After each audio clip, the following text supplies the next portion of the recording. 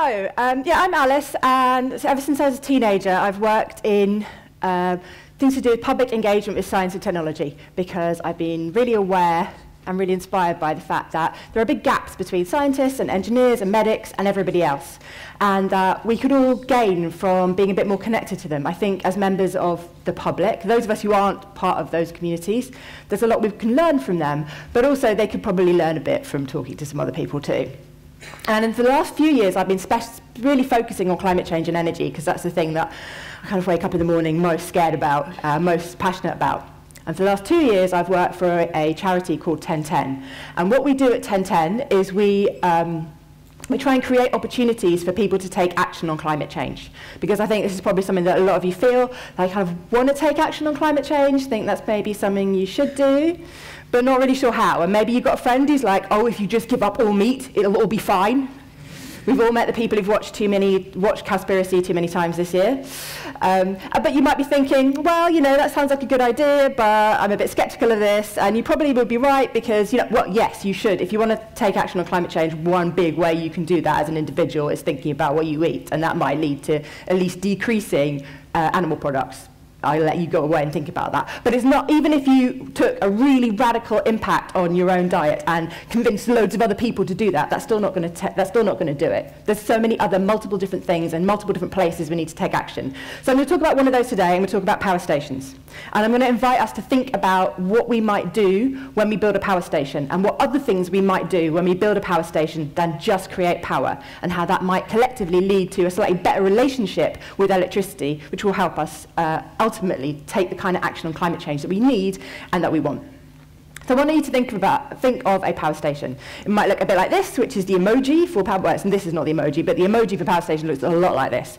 Big cooling towers, possibly loads of steam coming out of them, probably something quite far away that you might just see from a train, that's kept really far away from towns, keeping all the noise and pollution understandably away from us, but also keeping it away from our kind of consciousness. We might think about hazards and like terrifying scares. Or if we're a Simpsons fan, we might think about three-eyed fish and evil owners. If we're a nuclear power fan, we might be annoyed that our images of nuclear power in popular culture are full of three-eyed fish and evil owners. But it's okay to demand something better than that, to want something better than that, and we as humans are creative and powerful enough to do something better than that. So you might have heard quite a lot in the news about a Tidal Lagoon idea that's planned for Swansea. If you haven't, maybe that's probably a lucky escape from you, having to go through all the political rhetoric around it. But it's quite an interesting project. I would suggest you go and Google it later, because it is pretty interesting. And a lot of the discussion about whether they build this Tidal Lagoon in Swansea has centred around how much money it will cost.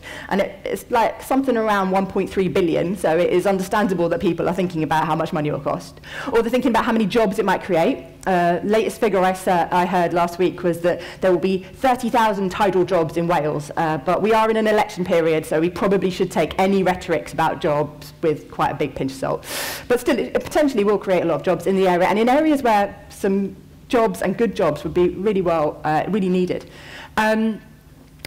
But one of the things that's important about that, and the other thing is that you see the economics first, and then the climate change comes second, and I think that's dangerous. We need to start thinking about climate change right up there with the economics, or potentially thinking about it before, because there is no economics in a dead planet. And the climate change is part of the economics. There's lots of ways in which we allow our economics to kind of be separated from the climate change question. But climate change is key too. And again, there's a lot of figures that go around. It kind of depends on whether we think that this Swansea Tidal Lagoon, if it happens, is just a one-off, or if it's the start of a fleet of them, and how fast that we have this fleet. But one figure suggests that if we have 10 built by 2030, we could decrease carbon emissions in the UK by 1/3. This is potentially incredibly powerful in terms of UK tackling climate change. But there's something even more important about, well, there's something that goes alongside of both of those important things for economics and climate change that totally gets missed out in most of the conversations about Swansea, but I want us to think about today. And that's that they don't just want to build something that generates electricity. They want to create a space that people will go to. So in this artist impression, we have all these people like playing in these water pools, and you can see it's very beautiful architectural design. What's not in there is a bit of art that they've already commissioned that will be part of it. And if you go on the website, you can read their really intricate plans for wildlife.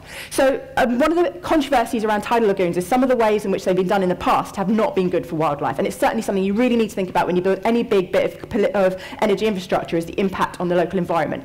But the people behind this plan, they don't just want to think about how they can minimize impact. They have a whole program of habitat protection and recreation and actual creation that will not only create spaces for wildlife, which are important in themselves, but also critically create flood defences, which, because although this will help us tackle climate change, we're already locked into quite a lot already, it's becoming more and more important.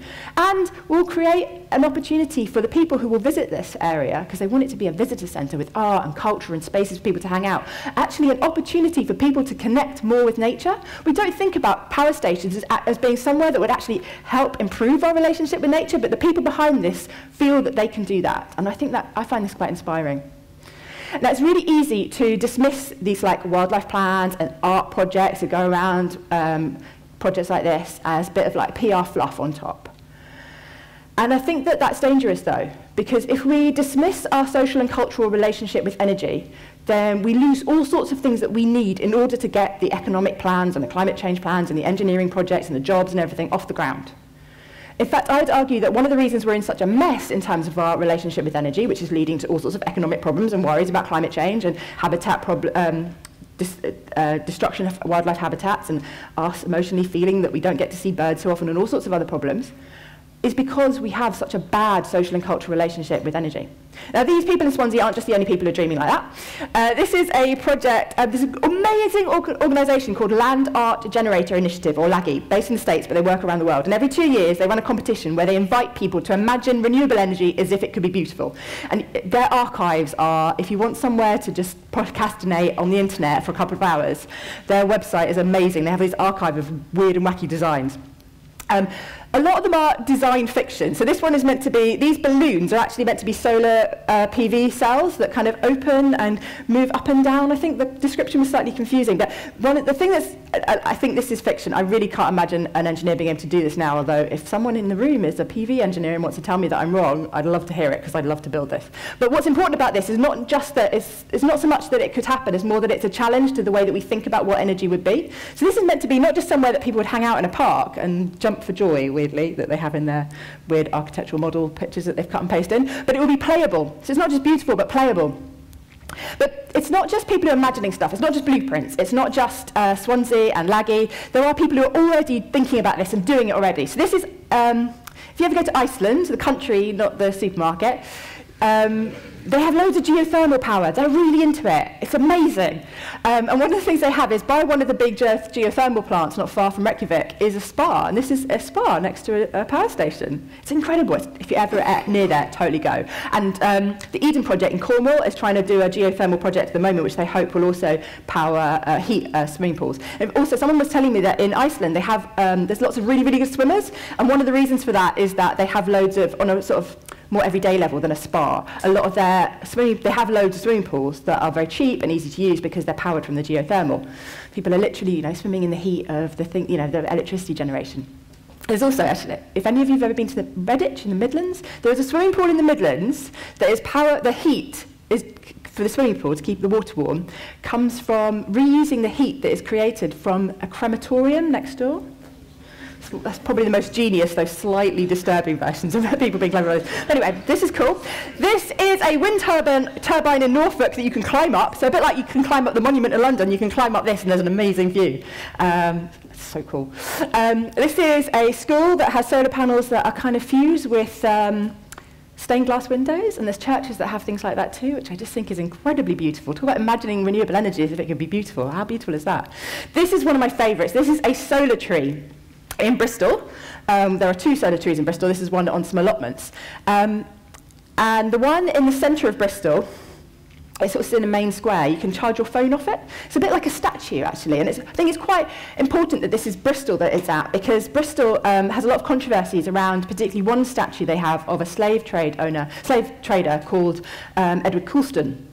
It's been in the news recently because they're finally renaming Colston Hall, that used to be named after him, and they've decided that it's just really inappropriate to have it named after him. But they still have the statue outside. There's all sorts of controversies regularly in Bristol about taking the statue down. But I think what a great alternative to a statue of a slave trader. If we're going to have stuff on our streets that's meant to sort of make us think and talk about stuff to do with our culture, when that statue of Edward Colston was put up, it was because people thought he was some people thought he was great and he contributed loads to the area. Well, we take that down. Why not replace it with something that relates to electricity? Because so much of our lives rely on electricity. Why not create beautiful pieces of public art that make us think about that, make us talk about that, and that are usable and we can charge our phone on? One of the other things I really love about the solar tree is that the panels on the solar tree were actually made in workshops, DIY solar panel making workshops. So you get offcuts of solar panels. My necklace, if it won't interfere with the microphone, my necklace is just a little offcut of a solar panel that's just been put into a piece of jewellery. But there's a group called Demand Energy Equality that run workshops where they get a load of offcuts, and they're little bits of solar cells. They're really brittle. So one of the first things they do when you do this workshop is they get you to just break them. And it feels really naughty because you're breaking a solar panel. But we never get to have that kind of interaction with electricity generation, just to break this little bit of a spare solar panel. But then they get the bits that they think are more usable and they wouldn't let you break, and you put them together in sequence. It's just really simple electronics, the kind of stuff you might have done at school with a soldering iron. And it's great because adults do it, and they do this workshop and they get us to talk about all the electricity stuff that we learnt at school that we've forgotten, and we're like, oh, what's a what? And we have to remember it and think about it. And think about when you learnt about it in school, it was still quite abstract, but when you think about it in your 20s or your 30s or your 50s or your 60s, you're thinking, oh, that's the stuff I've been using, and the electricity bill that I pay, and the concerns I have about my future and my children's future, and all that sort of tied up. It becomes different when you learn this stuff, relearn this stuff as an adult. And so what's beautiful about these workshops is they give a chance for people to reconnect at a very physical level, and also they give an opportunity over the course of an afternoon for people to talk to each other about electricity. So this photograph was actually taken in Barton Moss, which is near Salford, and is a community that's been heavily affected by the fracking controversies. There had a load of protests in, I think it was summer 2014. And after the fracking protests died down, some of the people who lived locally who were anti-fracking got together and said, well, we don't want fracking, what do we want? And this solar panel making workshop was part of a process of them just sitting and talking to each other about what they wanted. And in the end, they decided they actually got together and they did a fundraise, and they bought some solar panels and installed them on a local school. And if the solar cuts hadn't come in a couple of years ago, they would be building much bigger projects than that would be, kind of competing with the kind of fracking projects that they were being told that they should accept in their local environment. And so in that one workshop, they were just going to make a mobile phone charger. Like the solar trees, that's not going to solve the energy problems of a city. These little phone chargers are not going to in themselves solve the problems of that community that are being faced with fracking. But what they can do is they can help create opportunities for people to talk about energy, which themselves can then unlock larger conversations, really important ones. This is also not far from Barton Moss. This is Greater Manchester, the Old Trafford area. This church, they've turned their church into a power station. Look at the grinning faces, they love their solar panels. And they use the money that they make of the solar panels to create something called a Sunshine Grants Fund, which has funded things like food parcels for asylum seekers and beehives for local allotments. And it's beautiful. So they bought the solar panels by offering shares in the solar panels. So people, instead of giving their savings to a bank, which at the moment, face it, they're not going to get much interest back off anyway, and the bank may well invest in oil and gas and coal and arms and stuff like that. They can put it in the solar panels and they'll get a good rate of interest back. They'll be investing in their local community, and then the other profits of it, instead of lining bankers' pockets or energy companies' pockets, it helps fund things like beehives and allotments and support for asylum seekers. I just think that's a beautiful way of thinking about energy. And again, those solar panels themselves are not going to solve the energy problems of Greater Manchester, but they also help unlock further conversations and important work that we all need to be engaging, I think, a bit more in. This is another one of my favourites. This little girl sweeping snow off her solar panels, which were still generating electricity, even in the snow. She lives in Balkan, which is another community that's been affected by fracking. In fact, they were the site of the first fracking protests in the UK in 2013. And if you've ever been to Balkan, you might well have been through it actually on the train to Brighton. It's this tiny, tiny little village. You've probably never been because it is really small, and it's really friendly and it's really lovely. It's a sort of quintessential English village. Everybody goes about, it's very quiet, everyone knows their neighbours. And then when the fracking protest came, everything changed. And unlike Barton Moss, where basically most people in the area hated fracking, they really were angry about these companies coming in with their fracking drills. In Balkan, it was a bit different. It probably was a similar pattern to the nation as a whole, which is that a good chunk of people hate fracking, another chunk of people quite like it, and then there's a big chunk of people in the middle who don't really know.